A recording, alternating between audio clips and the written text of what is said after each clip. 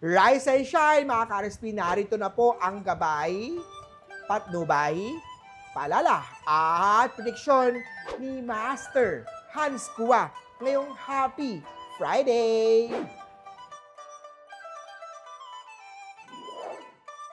Para sa mga pinanganak ng Year of the Rat, mabagal ang money flow ngayong araw. Ang feng shui tips ni Master Hans, gumamit ng wealth colors sa pamamagitan ng paggamit ng mga color na associated sa pera tulad ng green, ng purple, ng gold.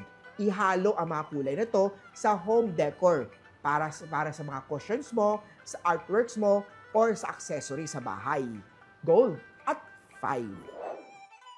Punta naman tayo kay Year of the Ox. Repair and maintain. Fix any object o mga broken object o items. Malas kasi ang mga sirang gamit. Equipment man yan, at upholster na, lalo na sa wealth area sa bahay mo, southeast or north. Broken items can symbolize financial losses. Green at 4. Punta naman tayo kay Year of the Tiger. Ang payo ni Master Hans Kua, magpa-feng shui consultation na. Imbitahan si Master Hans na pupunta sa bahay at tindahan sa opisina mo. Mag-focus tayo sa north area. Ang lugar ng iyong bahay at workplace is associated ang north sa iyong career. I-enhance natin yan sa pamamagitan na maglagay ng magagaang mga lucky charm or water element to enhance your career growth. Red at 1. Kay Year of the Rabbit naman tayo, kung lumalamig na ang pag-ibig. Pag-ibigan nyo mag-partner, gumamit, use rose quartz. Place rose quartz crystals sa bedroom o magsuot ng rose quartz na mga bracelet to enhance muli ang love energy. Pink at 2 ang swerte kay Year of the Rabbit. Punta naman tayo kay Year of the Dragon. Minsan, mas mabuting magpahinga muna kaysa ipilit ang isang relasyon na hindi ka na masaya. Magenta at 7. Kay Snake naman tayo, maglaan ng budget para sa edukasyon o training upang mas mapalawak ang kakayahan mo. White at 8. Huwag bibitiw at abangan pa iba pang part ng Hansabe dito lang po sa Rise and Shine Pilipinas.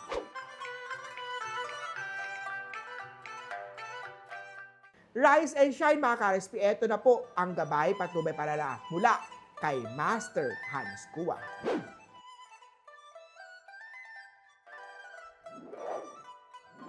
Para sa mga pinanganak ng Year of the Horse, pagdating sa pag-ibig, ang tunay na pagmamahalan ay may kasamang respeto at pang-unawa.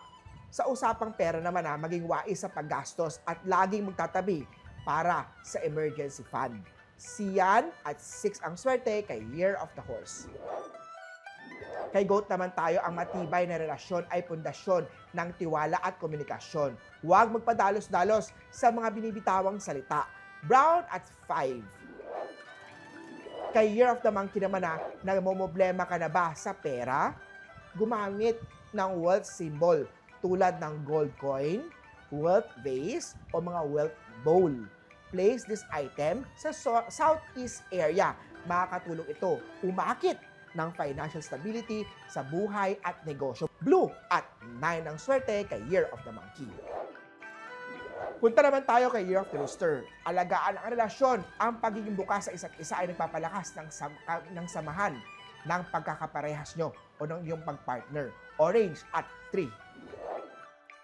Punta naman tayo kay Year of the Dog. Garden and landscape or outdoor feng shui tips ni Master Hans Kua. Ang arrangement sa garden at outdoor spaces ay makakatulong mag-enhance ng flow ng chi o ng ating vitality energy. Red at 3 ang swerte kay Doggy. At kay last naman tayo kay Year of the Pig, slow but never steady ang income.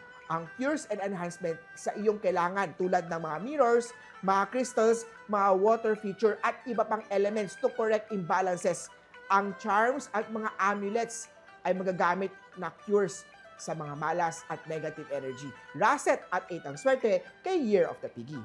Muli po, ito po yung magabay, patnubay, palala at prediksyon lamang ni Master Hans Kua. Nasa iyong mga kamay pa rin nasa lalay ang iyong tagumpay. Kaya always be positive at i-claim ang mga swerte, mga ka-RSP.